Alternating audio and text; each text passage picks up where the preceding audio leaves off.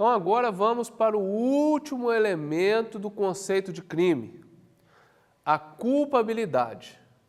Da mesma forma que nas excludentes de ilicitude, nós temos também aqui as excludentes de culpabilidade. Vamos analisar o que interfere na culpabilidade, que é a imputabilidade, potencial consciência da ilicitude e a exigibilidade de conduta diversa. Vamos lá. Senhores, o que é culpabilidade? Culpabilidade é juízo de reprovação. Então, aqui neste tópico, neste elemento, o juiz vai se perguntar, qualquer pessoa de juízo normal, de conhecimento comum, a sociedade de uma forma geral, reprovaria esta conduta? Ou qualquer um cometeria esta conduta da mesma forma que cometeu o possível criminoso? É isso que o juiz quer saber aqui. Perfeito? E aí o juiz vai analisar 3 situações que nós falamos que são subelementos da culpabilidade. A imputabilidade, a potencial consciência da ilicitude e a possibilidade de exigir daquele indivíduo uma conduta diferente daquela que ele adotou. Bom, na imputabilidade, o legislador, ele entendeu por trabalhar com algumas situações. O que é imputabilidade? Primeiro, imputabilidade é a possibilidade de se atribuir ou imputar o fato típico ilícito ao agente. Ou seja, é a possibilidade do cidadão segurar no peito dele uma pena. Né? É quando o Estado fala assim, ó, toma aí, cidadão, segura essa pena aí. E o cidadão mata no peito e consegue efetivamente ser punido. Então, tem indivíduos aonde o Estado não pode atribuir para ele essa pena. Tem outros aonde é possível que o Estado atribua para ele essa pena. Meus amigos, na imputabilidade, o legislador trabalhou com 2 elementos para ele chegar naquele indivíduo que tem capacidade de receber a pena e aquele indivíduo que não tem capacidade de receber a pena. Então, por isso, o legislador trabalhou com 2 elementos. Quais elementos? Intelectual e volitivo. O que é intelectual? Capacidade de entender o caráter ilícito do fato. Então, para eu falar que um cidadão é imputável, ele tem que ter a capacidade de entender que aquilo que ele faz é ilícito, que aquilo que ele está praticando a norma proíbe, ele tem que ter capacidade de entendimento. Segundo, volitivo, capacidade de se determinar, de se autodeterminar de acordo com esse entendimento. Então eu sei que é ilícito e mesmo assim eu pratico. Perfeito? Então vejam bem, eu tenho que ter esses 2 elementos previstos. Eu sei que é ilícito e eu quero praticar, eu pratico. Então, intelectual e volitivo presente.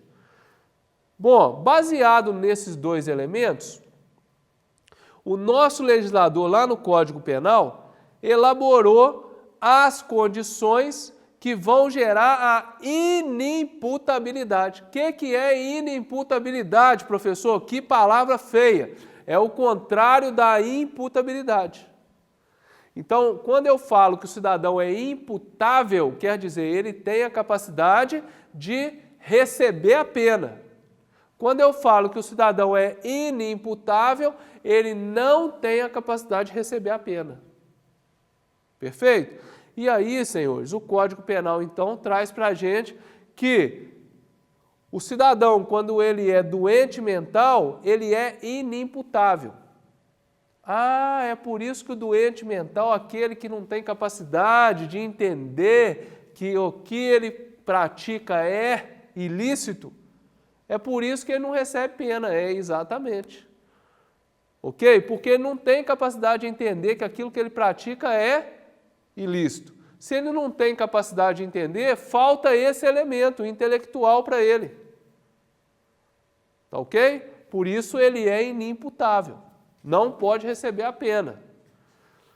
E a segunda característica, que está prevista no inciso 2º, é a inimputabilidade por imaturidade natural.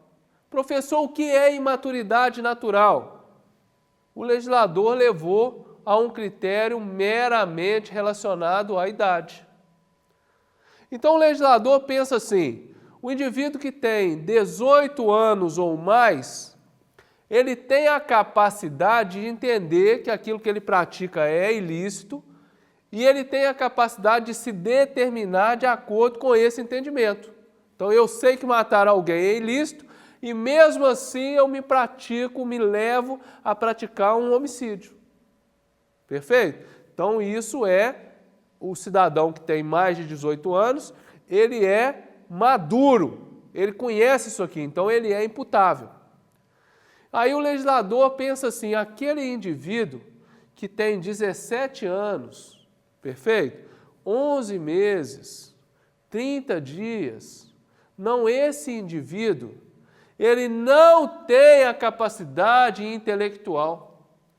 Ele é um indivíduo que não consegue compreender que aquele fato que ele pratica é ilícito. Então é por isso que o legislador considera esse indivíduo de 17, 16, 15 anos como imaturo, como alguém que não consegue entender que aquilo que ele pratica é ilícito. Então, por conta disso, o menor de 18, ele é inimputável. Agora vocês vão me entender. Vamos voltar nesse quadro aqui, ó, só para a gente conseguir compreender. Se a imputabilidade, ela faz parte da culpabilidade, é um dos subelementos, quando me falta um subelemento, eu não tenho crime, meus amigos. Então é por isso que o indivíduo menor de 18 anos, por ser inimputável, ele cai em uma das excludentes de culpabilidade, não tendo este elemento, eu não tenho crime, porque crime é fato típico, antijurídico e culpável. Então não tem crime, perfeito? Por isso que eu só posso falar que o adolescente comete ato infracional. Crime não tem jeito, porque crime pressupõe a junção desses 3 elementos. Ok? Vamos continuar aqui.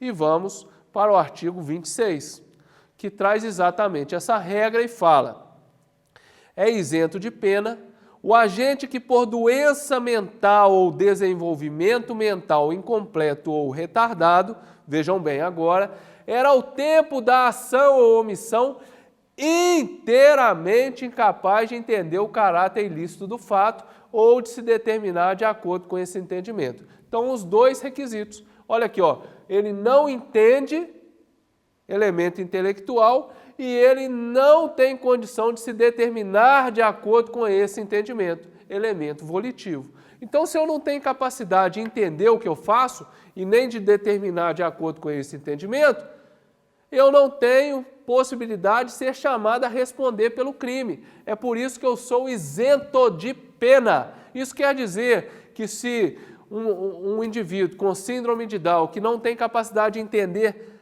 que aquele fato que ele vai praticar é algo ilícito, quer dizer que ele vai ficar solto, professor? Quer dizer que ele pode mata um, mata outro e nada vai acontecer? Não. Ele não vai ser condenado a uma pena, a uma sanção, mas ele vai merecer ser tratado. Então aí impõe-se a ele uma medida de segurança. Isso não é pena. Tá ok? Vamos lá. A pena pode ser reduzida, e isso é importante que fique bem explicitado, de 1 a 2 terços, se o agente, em virtude de perturbação de saúde mental ou desenvolvimento mental incompleto ou retardado, e vejam bem agora, não era inteiramente capaz de entender o caráter ilícito do fato ou de se determinar de acordo com esse entendimento. Aqui nós temos o seguinte, senhores. Se eu tenho alguém que tem algum tipo de doença mental, perturbação da saúde mental, mas ele tem certa capacidade de compreensão, porque eu tenho aqueles doentes mentais que têm alguma capacidade de compreensão e eu tenho aqueles que têm nenhuma capacidade. Se ele não tem nenhuma capacidade de compreender que aquilo que ele pratica é ilícito, eu caio na isenção de pena. Se ele tem certa capacidade de compreensão, não total, mas certa capacidade de compreensão, eu não posso falar em isenção de pena, aí eu falo em redução de pena. Então ele vai ser punido, mas com a pena reduzida. Tá ok? Vamos lá. Menor de 18 anos são penalmente inimputáveis. Olha lá. Então o legislador definiu no artigo 27, falou que o menor de 18 é inimputável. Ele não tem capacidade, coitado, de entender que aquele fato que ele pratica é ilícito. Então por isso que ele não fica sujeito a uma sanção penal e fica sujeito ao que estabelece a legislação especial. Qual legislação especial? Estatuto da Criança e do Adolescente. Tá ok? Bom, continuando. Outra coisa que é importante aqui na imputabilidade penal. A gente acha, por ouvir dizer algumas vezes, que a emoção ou a paixão excluem a imputabilidade. Fala assim, nossa, o indivíduo pegou a mulher dele com outro na cama, ele fica louco da vida, vai lá e mata a mulher e mata o amante. Ah, não, mas ele está respaldado, porque aquilo ali ele foi tomado de ira, de ódio, então ele não vai dar nada para ele não, vai ser arquivado o processo. Não tem nada disso, senhores. Vejam bem, está claro no artigo 28, emoção ou paixão não excluem a imputabilidade penal, ou seja, o indivíduo ele vai responder penalmente da mesma forma. Emoção é uma intensa perturbação afetiva, de breve duração, Então, é uma reação psíquica, que leva a pessoa a ficar mentalmente perturbado naquele momento. Então, isso é gerado por ira, alegria, medo, espanto, aflição, surpresa, vergonha, prazer erótico e assim vai. Qual a diferença da paixão? A paixão já é um estado afetivo violento. Talvez ela tenha uma maior duração do que a emoção, Então, também influi no estado psíquico do indivíduo. Algumas vezes, essa paixão é capaz de alterar a conduta do cidadão, tornando aquele indivíduo irracional, ele não consegue se controlar, perde o controle, Então está lá a questão do ódio, do ciúme, da cupidez, o entusiasmo, a ideologia. Sendo um ou outro, quer dizer, por mais que eu esteja nesse estado psíquico alterado, isso não é capaz de excluir a imputabilidade penal. Ou seja, eu tenho capacidade de receber a pena. Outra coisa que é importante e que não exclui a imputabilidade também, que a gente tem pessoas que acham assim, porque eu bebi, porque eu estou totalmente tonto e fora de mim, eu não vou responder criminalmente. Não, o artigo 28 fala, olha lá, não exclui a imputabilidade, a embriaguez voluntária ou culposa pelo álcool ou substância de efeitos análogos.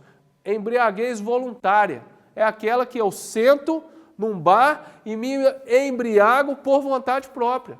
Algumas vezes eu vou me embriagar até para ter coragem, que é o que a gente chama de embriaguez pré-ordenada, ter coragem de ir lá e praticar um ilícito.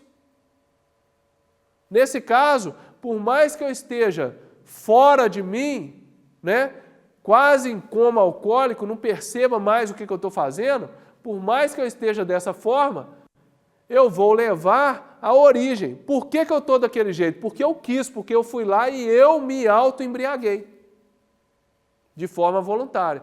Então eu vou responder criminalmente da mesma forma. A embriaguez culposa é aquela que eu sento, não conheço o meu organismo e tomo 1, 2, 3 copos de cachaça e fiquei doidão, embriagado completamente. Mas você tomou porque alguém te obrigou? Não. Então você responde normalmente pelo crime.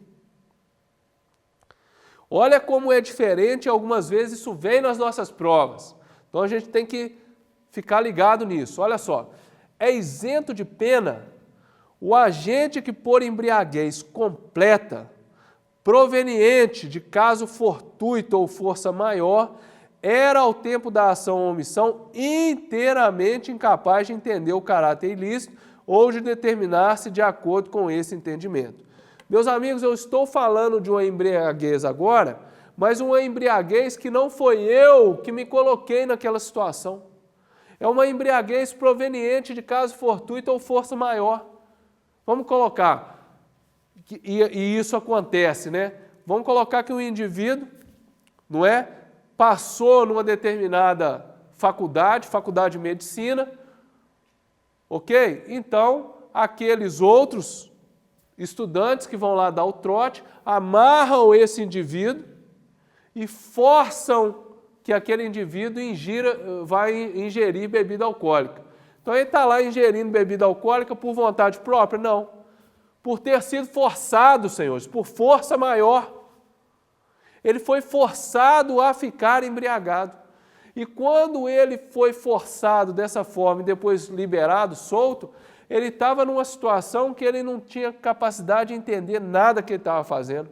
Ele estava completamente embriagado. Nessa completa embriaguez, ele pratica, por exemplo, um crime de dano. Ele pega uma pedra e acerta no vidro de um determinado carro, estoura o vidro do carro. Crime de dano. Perfeito? Só que, senhores, ele não vai ser responsabilizado penalmente. Por quê? Porque a embriaguez dele foi gerada por um evento de força maior. Ele não tinha capacidade de entender o que ele estava fazendo. Então, isso leva à isenção de pena. Agora, da mesma forma que lá na questão da doença, se essa embriaguez, mesmo sendo gerada através de força maior ou caso fortuito, não for completa, ou seja, eu não tenho a plena capacidade de entender o que eu estou fazendo, mas eu tenho uma capacidade relativa. Isso não gera isenção de pena, gera a redução de pena. Tá ok? Bom, então eu trouxe aqui ao final, né, isso vai ficar com vocês para os estudos, somente um esquema relacionado à embriaguez, colocando a questão da embriaguez voluntária, da embriaguez culposa, que vai gerar responsabilização, né, e da embriaguez gerada por força maior ou caso fortuito, que não vai gerar responsabilização se for culposa, mas gerará uma redução de pena se for uma embriaguez incompleta. Tá ok?